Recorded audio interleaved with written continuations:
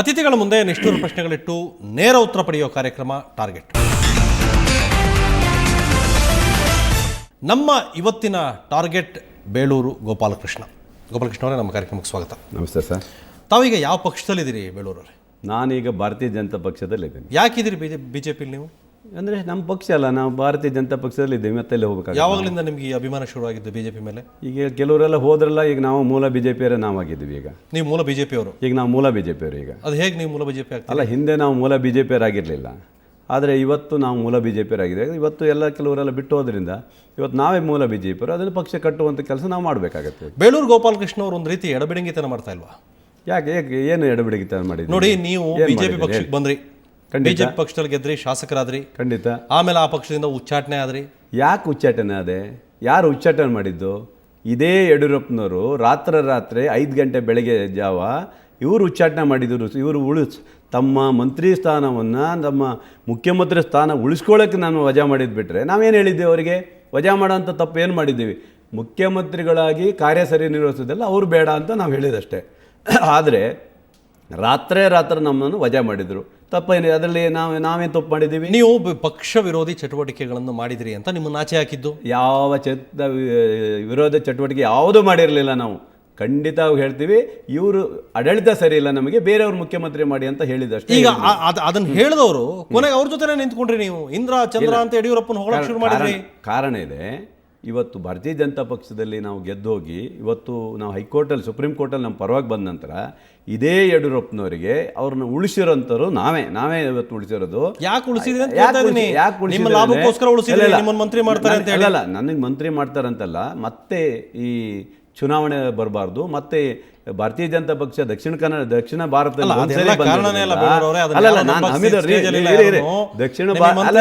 ಯಡಿಯೂರಪ್ಪ ಹತ್ರ ಹೋದ್ರೆ ಈಗ ಯಡಿಯೂರಪ್ಪನವರೇ ಪಾರ್ಟಿಯಿಂದ ಆಚೆ ಹೋಗಿದ್ದಾರೆ, ಅದಕ್ಕೆ ಅವ್ರ ವಿರುದ್ಧ ಮಾತಾಡ್ತಾ ಇದ್ದಾರೆ. ಯಡಿಯೂರಪ್ಪನವ್ರು ಹೋದ್ರು ಮಂತ್ರಿ ಆಗ್ಬೇಕಾಯ್ತು, ಪಕ್ಷಕ್ಕೆ ಹೋದ್ರು ಮಂತ್ರಿ ಆಗ್ಬೇಕಾಗಿತ್ತಲ್ವಾ? ಆದರೆ ನನಗೆ ಮಂತ್ರಿ ಸ್ಥಾನ ಕೊಡ್ಲಿಕ್ಕೆ ಆಗಲಿಲ್ಲ, ಅವರು ಕೊಡಲಿಲ್ಲ.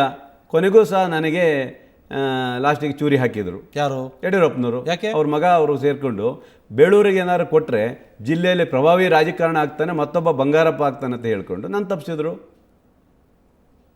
ಯಾರು? ಯಡಿಯೂರಪ್ಪನವರು? ಹೌದು, ಯಡಿಯೂರಪ್ಪ ಮಗ ತಪ್ಪಿಸಿರೋದು, ಬೇರೆ ಯಾರು ತಪ್ಪಿಸ್ಲಿಕ್ಕೆ ಸಾಧ್ಯ ಇಲ್ಲ. ಅಂತ ದೊಡ್ಡ ನಾಯಕರು ಅಂತ ಅನ್ಕೊಂಡ್ರ ತಾವು? ಅಲ್ಲ, ಮಂತ್ರಿ ಆದ ತಕ್ಷಣ ಅಷ್ಟೊಂದು ಪ್ರಬಲ ಆಗ್ಬಿಡ್ತೀರಿ? ಅಲ್ಲ, ಬೇಳೂರು ಶಕ್ತಿ ಏನನ್ನೋದು ಅವ್ರಿಗೆ ಗೊತ್ತಿತ್ತು. ನಾವೇನು ದೊಡ್ಡ ನಾಯಕರಿಲ್ಲ, ನಮ್ಮ ವ್ಯಾಪ್ತಿಯಲ್ಲಿ ನಾವು ಇದ್ದೀವಿ, ನಮ್ಮ ಜಿಲ್ಲೆಯಲ್ಲಿ ನಾವು ಚೆನ್ನಾಗಿದ್ದೀವಿ. ಆದ್ದರಿಂದ ಒಂದು ಸಮಾಜದ ವ್ಯಕ್ತಿಯಾಗಿ ಬೆಳೀತಾನೆ, ಬೇಳೂರವ್ರನ್ನ ಬೆಳೆಸಬಾರ್ದು ಅಂತ ಹೇಳಿ ಅಪ್ಪ ಮಕ್ಕಳು ಸೇರಿ ನಮ್ಮ ತೆಗೆದ್ರು. ಈಗ ನೋಡಿ, ಯಡಿಯೂರಪ್ಪನವ್ರು ಪಾರ್ಟಿಯಲ್ಲೇ ಇಲ್ಲ, ಅವರು ಕೂಡ ಪಾರ್ಟಿ ಆಚೆ ಹೋದ್ರು. ನಿನ್ನೆ ಬಿಟ್ಟಿದ್ದಾರೆ, ನಿನ್ನೆ ರಾಜೀನಾಮೆ ಕೊಟ್ಟಿದ್ದಾರೆ, ನಿನ್ನೆ KJP ಹೊಸ ಇದನ್ನು ಚಾಲನೆ ಮಾಡಿದ್ದಾರೆ. ಅದ್ರ ಮುಂದೆ ನಾನು ಹೇಳಲಿಕ್ಕೆ ಹೋಗಲ್ಲ, ದೇವರು ಅವ್ರಿಗೆ ಒಳ್ಳೇದು ಮಾಡಲಿ. ಪಾರ್ಟಿಯನ್ನು ಬಿಡಬೇಕಾದಂಥ ಸ್ಥಿತಿ, ಭಾಳ ಆ ರೀತಿ ಸ್ಥಿತಿ ನಿರ್ಮಾಣವಾಗಿತ್ತು ಅಂತೇಳಿ ಭಾಳ ಕಷ್ಟದಲ್ಲಿ ಕಣ್ಣೀರು ಹಾಕ್ತಾ ಪಾರ್ಟಿಯಿಂದ ಆಚೆ ಹೋದ್ರು. ಯಾರು ನಾವು ಅವ್ರಿಗೆ ಆ ಪರಿಸ್ಥಿತಿ ಯಾರು ತಂದಿದ್ದು? ನಮ್ಮ ರಾಷ್ಟ್ರೀಯ ನಾಯಕರು ತೊಂದರೆ ಮಾಡಲಿಲ್ಲ, ನಮ್ಮ ರಾಜ್ಯ ನಾಯಕರು ತೊಂದರೆ ಮಾಡಲಿಲ್ಲ, ಅವರೇ ಮಾಡ್ಕೊಂಡಂತ. ಅಂದರೆ ಭ್ರಷ್ಟಾಚಾರ ಇದರಲ್ಲಿ ಹಗರಣಗಳು ಬಂದಾಗ ಕೇಂದ್ರ ಸರ್ಕಾರದಲ್ಲಿ ಅಲ್ಲಿ ಅವ್ರು ಮಾತಾಡ್ಲಿಕ್ಕಾಗತ್ತಾ? ಅಲ್ಲಿ ತಲೆ ತಗ್ಸ್ಬೇಕಾಗತ್ತಲ್ಲ. ಆದ್ದರಿಂದ ಯಾರದೇ ವೈಯಕ್ತಿಕವಾಗಿ ಅಥವಾ ಯಾರೇ ಮಾಡಿರೋದಲ್ಲ, ಇದು ಕೇಸ್ ಹಾಕಿರೋದು ನಮ್ಮವರ. ಅವರು ಮಾಡ್ಕೊಂಡು ಇದಕ್ಕೆ ರಾಜೀನಾಮೆ ಕೊಟ್ಕೊಂಡು ಪಕ್ಷದಲ್ಲಿ ಇವತ್ತು ಉಪಮುಖ್ಯಮಂತ್ರಿಯಾಗಿ, ಮುಖ್ಯಮಂತ್ರಿಯಾಗಿ ಎಲ್ಲ ಅನುಭವಗಳನ್ನು ಪಡೆದು ಇನ್ನೊಂದು ಕೂಡ ಚಾನ್ಸ್ ಇತ್ತು ನೋಡ್ರಿ ಅವರಿಗೆ. ಏನು? ಪ್ರಧಾನಮಂತ್ರಿ ಮಾತ್ರ ಮಾಡ್ಬೇಕಾಯ್ತು ನಾವು ಯಡಿಯೂರಪ್ಪನವ್ರಿಗೆ. ಇನ್ನೇನಿತ್ತು ಅವರಿಗೆ? ಮತ್ತೆ ಇಷ್ಟೆಲ್ಲ ಕೊಟ್ಟು ಇನ್ನು ನಮ್ಮ ಪಕ್ಷನೇ ಬೈತೀನಿ ಅಂತ ಹೇಳಿದ್ರೆ ಉಂಡು ತಿಂದು ಈ ಥರ ಆಗಿ ಪಕ್ಷನೇ ಮತ್ತೆ ಬೈದುಬಿಟ್ಟು ಈಗ ಹೊರಗೆ ಹೋಗ್ತಾರೆ ಅಂದರೆ ನಾವು ಹೇಳಲಿಕ್ಕಾಗಲ್ಲ ಅವ್ರ ಬಗ್ಗೆ. ನಾನೇನು ಹೇಳಕ್ಕೆ ಹೋಗೋದು? ನೀವು ನಿಮ್ಮನ್ನು ಪಕ್ಷದಿಂದ ಆಚೆ ಹಾಕಿದ್ರು ಅಂತ ಹೇಳ್ಬಿಟ್ಟು ಅವ್ರ ಬಗ್ಗೆ ಮಾತಾಡ್ತಾ ಇದ್ದೀರಿ ನೀವು. ನೋಡಿ, ನಮ್ಮನ್ನು ಅನರ್ಹಗೊಳಿಸಿದ್ರೆ, ರಾತ್ರಿ ಅನರ್ಹಗೊಳಿಸಿದಲ್ಲ, ಆ ಶಾಪ ಅವ್ರಿಗೆ ತಟ್ಟಿದೆ. ಅವ್ರಿಗೆ ಇದು ಬೇರೆ ಯಾರ್ದು ಶಾಪ ಅಲ್ಲ, ನಮ್ಮ ಪಕ್ಷದ ಮುಖಂಡರು, ರಾಷ್ಟ್ರೀಯ ಮುಖಂಡರ ಶಾಪ ಅಲ್ಲ, ಅವ್ರು ಯಾರೋ ಮಾಡಿದ್ದಲ್ಲ. ನಮ್ಮ 16 ಜನರ ರಾತ್ರಿ ಅನರ್ಹಗೊಳಿಸಿದ್ರಲ್ಲ ಇವರು ಅಧಿಕಾರ ಉಳಿಸ್ಕೊಳ್ಳಿಕ್ಕೆ, ಆ ಶಾಪ ಅವ್ರಿಗೆ ತಟ್ಟಿರೋದು. ಅದು ನೋಡಿ, ಇವತ್ತು ಯಾಕೆ ಕಳ್ತಾರೆ ಅವರು? ಯಾವ ಉದ್ದೇಶ? ನಮ್ಮ ಪಕ್ಷದಿಂದ ಹೊರಗಾಕಿದ್ದೇವೆ ನಾವು? ಭಾರತೀಯ ಜನತಾ ಪಕ್ಷದಲ್ಲಿ ಇದ್ದು ಭಾರತ ಪಕ್ಷದಲ್ಲೇ ಉಂಡು ತಿಂದು ನಾವೇನು ಹೊರಗಾಕಿದ್ದೇವೆ ಅವ್ರಿಗೆ ಹೋಗಿ ಅಂತ ಹೇಳಿದ್ವಿ? ನಾವು ಯಾರಿಗೂ ಹೋಗಿ ಅಂತ ಹೇಳಿಲ್ಲ. ಅವರಾಗೇ ರಾಜೀನಾಮೆ ಕೊಟ್ಕೊಂಡು ಅವ್ರು ಕಣ್ಣೀರು ಯಾಕೆ ಸುರಿಸ್ತಾರೆ?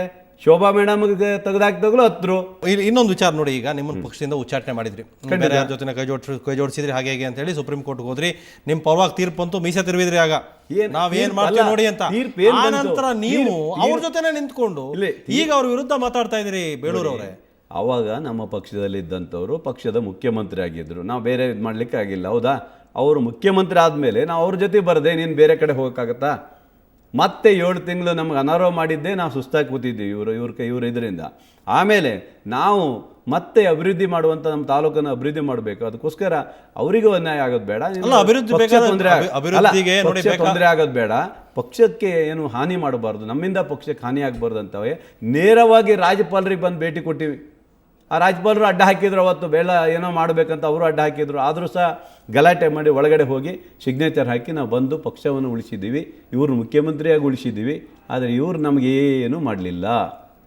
ನಿಮ್ಮನ್ನೇನು ಮಂತ್ರಿ ಮಾಡಬೇಕಿತ್ತು? ಹೌದು, ಮಂತ್ರಿ ಮಾಡಬೇಕಾಯ್ತು. ಯಾಕೆ ಖಾಲಿ ಇತ್ತಲ್ಲ, ನಮ್ಮ ಸಮಾಜದ ಕೋಟ ಖಾಲಿ ಇತ್ತು, ಹಾಲಪ್ಪನವ್ರು ರಾಜೀನಾಮೆ ಕೊಟ್ಟಿದ್ರಲ್ಲ, ಖಾಲಿ ಇತ್ತಲ್ಲ. ಸಿಂಗಲ್ ಪಾಯಿಂಟ್ ಅಜೆಂಡಾ ನಿಮ್ಮದು, ಅದಷ್ಟೇ ಬೇಸರ ನಿಮಗೆ? ಹೌದು, ಅಲ್ಲ, ನಾನು ಕೇಳಕ್ಕೆ ಹೋದಾಗ ಹೇಳಿದರು, ಇಲ್ಲ ಈಗ ಸದ್ಯ ಕೊಡೋಕ್ಕಾಗಲ್ಲ, ಕೊಟ್ಟರೆ ಹಾಲಪ್ಪ ನೋವಾಗ್ತಂತಲೂ ಹೇಳಿದರು.